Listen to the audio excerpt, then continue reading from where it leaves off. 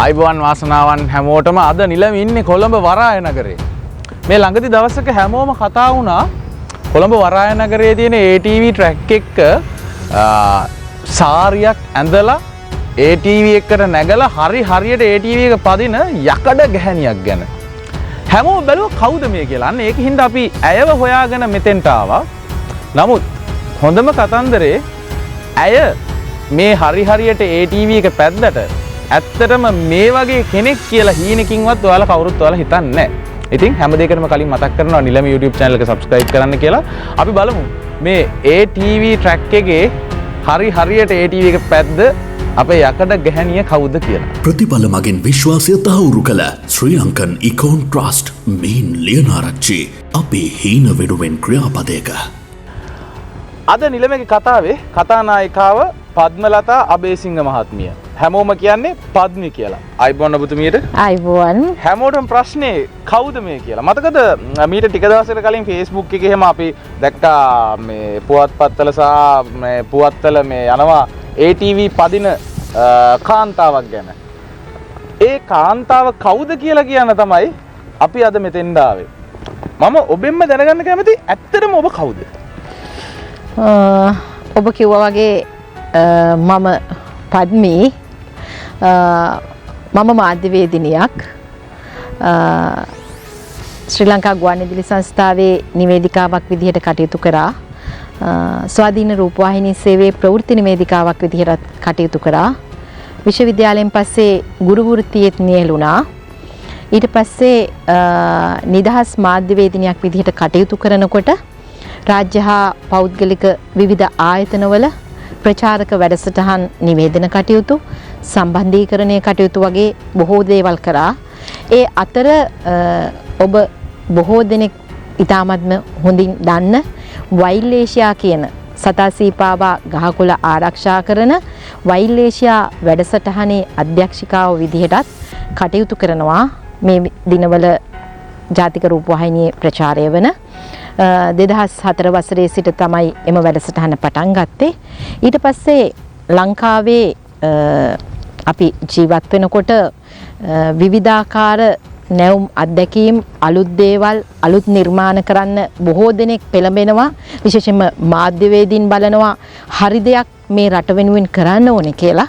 ඒ නිසාම තමයි ලොකු හිඩසක් තිබුණා අපේ මාධ්‍යවේදීන් ප්‍රවෘත්ති වාර්තාකරණයේ යෙදෙනකොට විවිධාකාර ප්‍රවෘත්ති ප්‍රචාරය වෙනවා. හැබැයි සතාසීපාවා ගහකොළ ආරක්ෂා කරන්න වෙනම මාධ්‍යවේදීන් කණ්ඩායමක් ලංකාවේ හිටියේ නෑ. ඒ නිසාම මගේ ස්වාමි පුරුෂයා අනුර තන්තිලගේ මහතා සමග මම වයිල්ලේෂියා වැඩසටහන ආරම්භ කරන්න පටන් ගත්තා. එහි නිවේදන කටයුතු කරන්නේ ඔබ කවුරුත් හොඳින් හඳුනන අරුන් ඩයස් බණ්ඩාරනායක මහතා. ඉතින් මේ වගේ කටයුතු කරනකොට අපි හැමදාමත් කරේ රටට අවශ්‍ය දෙයක්, රටට අත්‍යවශ්‍ය දෙයක්. ඒක තමයි පද්මිගේ කතන්දරේ. මගේ කතන්දරේ. පද්මලතා අබේසිංහ මහත්මිය. එහෙම නැත්නම් හැමෝම දන්නේ පද්මි. මෙතුමිය තමයි අර ATV එකේ එදා අපි දාකපු ඡායාරූප අපි දැක්ක විවිධාකාරයේ කතන්දර ගියා. මේ සාමාන්‍යයෙන් මෙන්න මෙහෙම කෙනෙක් කියලා කිව්වා නෑ. මෙයා කොහොමද ඒක පදින්නේ? ඔබ සාරියත් ඇඳගෙන ATV එක පදිනකොට දිරිය කාන්තාවක් කියන විවිධාකාරයේ කතන්දර ගියා. දැන් මාධ්‍යවේදිනියක් වෙන පද්මි මේ කතන්දරයට එන්නේ කොහොමද? ඔව් 2017 වසරේ අගභාගයේ වගේ අපි හිතුවා මේ ලංකාවේ සංචාරක ශේෂ්ත්‍රයේ අපි ලංකාව පුරාම ඇවිදින සංචාරය කරන පටිගත කිරීම වල නියැලෙන කණ්ඩායමක් විදිහට කටයුතු කරනකොට අපිට හිතුණා දැන් විදේශීය රටවල බටහිර රටවල ඇමරිකාව කැනඩාව යුරෝපය වගේ රටවල විවිධාකාර ක්‍රීඩාවන් තියෙනවා. ඇත්තටම මේ මම ක්‍රීඩා ශේෂ්ත්‍රයත් එක්කත් බොහොම සමීප කෙනෙක්. ඩයලොග් ආසියාටා සමාගම ලංකාවේ 1995-96 වසරවල මේ රටේ ආරම්භ වෙනකොට එම සමාගමට විවිධ වැඩසටහන් යෝජනා ඉදිරිපත් කරපු කෙනෙක් මම මාධ්‍යවේදියෙක් විදිහට වගේම ප්‍රචාරක වැඩසටහන් වල ආයතනයක් කටයුතු කරන කෙනෙක් විදිහට. ඉතින් එතෙන්දී මට මතක් වෙනවා ඩයලොග් ක්‍රීඩා පිළිසඳර වගේ වැඩසටහන් ආරම්භ වුණා, ඩයලොග් විශ්ව ගවේෂණ ආරම්භ වුණා. ඒ අතර ජනාධිපති රන් කුසලාන අදත් ප්‍රචාරය වෙනවා ඩයලොග් සමාගමේ අනුග්‍රහයෙන්. එතකොට පාසල් ක්‍රීඩා තරඟ, රොයල් තෝමියෙන්, ආනන්ද නාලන්ද මේ හැම දෙයකම මම නිවේදන කටයුතු කරා, මාධ්‍ය සම්බන්ධීකරණ කටයුතු කරා. එතකොට 16 වන පොදු රාජ්‍ය මණ්ඩලීය ක්‍රීඩා උළෙල මලයාසියාවේ තිබුණා. එහි ලංකාවේ පළමු වතාවට නිවේදිකාවක් විදිහට විදේශීය රටක ඉඳලා සජීවී වාර්තා ගෙනීමේ වාසනාව මට උදා වුණා ඩයලොග් දුරකථනය ඔස්සේ මාසයකට අධික කාලයක්. ඊට පස්සේ 2000 වසරේ ඔලිම්පික් පැරාලිම්පික් සිඩ්නි නුවර ඕස්ට්‍රේලියාවේ පවතිද්දී ඒ එලෙසම අපේ රටේ තාක්ෂණීය පරිගණකයේ බොහොම අඩු මට්ටමක පරිගණකණන් නැතිම කාල පරිච්ඡේදයක විදේශීය මාධ්‍යවේදීන් එක්ක හරියට කටයුතු කරන්න අවස්ථාව ලැබුණා. සජීවී වාර්තා ගෙනෙන්න අවස්ථාව ලැබුණා. ඉතින් ක්‍රීඩාව කියන එක පොඩ්ඩක් මගේ ඇඟටත් පොඩි ජවයක් තිබුණා, ශක්තියක් තිබුණා. එහි සම්බන්ධීකරණ කටයුතු කරා. විවිධ ග්‍රවුන්ඩ්ස් වල විදේශීය ඒ පැරා පොදු රාජ්‍ය මණ්ඩලීය ක්‍රීඩා තරඟවලදී විවිධාකාර අයව ඉන්ටර්විව් කරන්න අවස්ථාව ලැබුණා. ඉතින් ඔහොම කරනකොට මට හිතුණා එම රටවලත් එක්කත් සම්බන්ධ වෙලා වැඩ කරද්දී ලංකාවේ සංචාරක ශාස්ත්‍රයට ලොකු හිඩසක් තිබුණා මේ ඇඩ්වෙන්චර් ස්පෝර්ට්ස් කියන එක. ඉතින් ඒක නිසාම අපි හිතුවා 2018 වසරේදී ATV කියන ඕනෑම භූමි කලාපයක පහසුවෙන් පැද යා හැකි මේ all terrain vehicles කියන එක අපේ රටටත් හඳුන්වා දුන්නොත් හොඳයි. මේක සංචාරක ව්‍යාපෘතියක් විදිහට. සංචාරක ආකර්ෂණය ගෙනෙන්න, එතකොට අපිට විදේශ විනිමය ගෙනෙන්න අපේ රටට එවැනි දෙයක් කරන්න ඕනේ කියලා. හැමදාමත් අපි කරේ අලුත් දෙයක්. අලුත් නිර්මාණයක්, ලංකාවේ නොතිබිච්ච දෙයක්.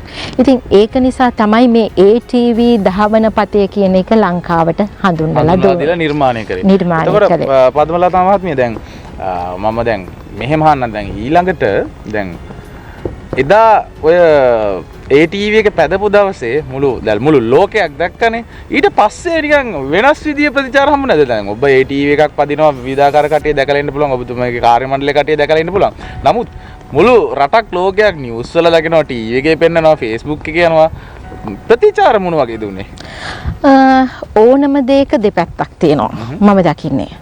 අටලෝ දහම කියන එක සාමාන්‍යයෙන් ඒක හරියට අවබෝධ කරගත්තාම ඒක සාමාන්‍ය දෙයක්. ඉතින් ඒක ගැන අමුතුවෙන් මට හිතන්න දෙයක් නැහැ. ඕනම කෙනෙකුට ඕනම දෙයක් කියන්න පුළුවන්. ඒක වැරදි වෙන්න පුළුවන්, නිවැරදි වෙන්න පුළුවන්. හැබැයි වැරදි දේ වැරදි විදිහට දකින්න එක, නිවැරදි දේ නිවැරදි විදිහකට දකින්න එක තමන්ගේ මනසේ තියෙන උසස් තත්ත්වය අනුව ප්‍රගුණ කරපු දෙයක්. ඒ නිසා මට ඒකේ කිසිම අමුත්තක් තිබුණේ නැහැ. ලංකාවේ සංචාරක ක්ෂේත්‍රය දියුණු කරන්න දැන් ATV හඳුන්වලා දීලා මේ වගේ දැන් අපි දැන් ඉන්නේ වරාය නගරේ. එතකොට මෙතන වෙනමම ට්‍රැක් එක හදලා සම්පූර්ණයෙන් අපි දැක්කා ඒ විස්තර ඔක්කොම. දැන් මේ අත්දැකීම ගන්න මෙතෙන්ද විතර දෙන්න ඕනේ. ඔව් පෝට් සිටි කියන වරාය නගරයට ඇවිල්ලා මේ අත්දැකීම ATV ධාවන පතය උපයෝගී කරගෙන ත්‍රාසජනක ATV ක්‍රීඩාවේ යෙදෙන්න පුළුවන්. ඒ සඳහා කැමති අයට දේශීය විදේශීය සංචාරකින් ඕනම කෙනෙකුට එන්න පුළුවන්. ඊට අමතරව ගම්පහ මිරිස්වත්ත මාලිගා තැන්නේ තියෙනවා ස්වභාවික වනාන්තරය මැද ATV ධාවන පතයක් විශේෂයෙන්ම සකස් කරලා එතනටත් කැමති කෙනෙකුට දේශීය විදේශීය සංචාරකයන්ට එන්නට පුළුවන්. ඉතින් නැවුම් අත්දැකීමක්, ත්‍රාසජනක ක්‍රීඩාවක්, කැමති ඕනෑම කෙනෙකුට වයස සීමාවකින් තොරව මෙම ක්‍රීඩාවේ යෙදෙන්න පුළුවන්. සම්බන්ධ වෙන්න පුළුවන්. ඔව් විශේෂයෙන්ම කුඩා ළමයි එනවා නම් අපේ ගයිඩ්ස්ලා ඉන්නවා. ඒ අයට මඟ පෙන්වලා ඒ අයටත් මේ අත්දැකීම ලබා ගන්නට උදව් උපකාර කරන්න. පෝට් සිටි එකේ ධාවන පත 3ක් තියෙනවා. A B C කියලා. ඒ කියන ධාවන පතය ATV එක කොහොමද කියලා පදින්න පුරුදු වේගෙන යන සාමාන්‍ය ධාවන පතයක්. B කියන ධාවන පතය අපි හදලා තියෙන්නේ පෝට් සිටි කියන ඉංග්‍රීසි අක්ෂර ටික තමයි අපි ධාවන පතයට උපයෝගී කරගෙන තියෙන්නේ. C කියන ධාවන පතය ත්‍රාසජනක ක්‍රීඩාවේ උපරිම වින්දනයක් ලබන්නට අපි සකස් කරලා තියෙනවා. සම්බන්ධ වෙන්නේ කොහොමද අපි? ඔව් දුරකථනය ඔස්සේ සම්බන්ධ වන්නට පුළුවන් හොට්ලයින් එක හරහා.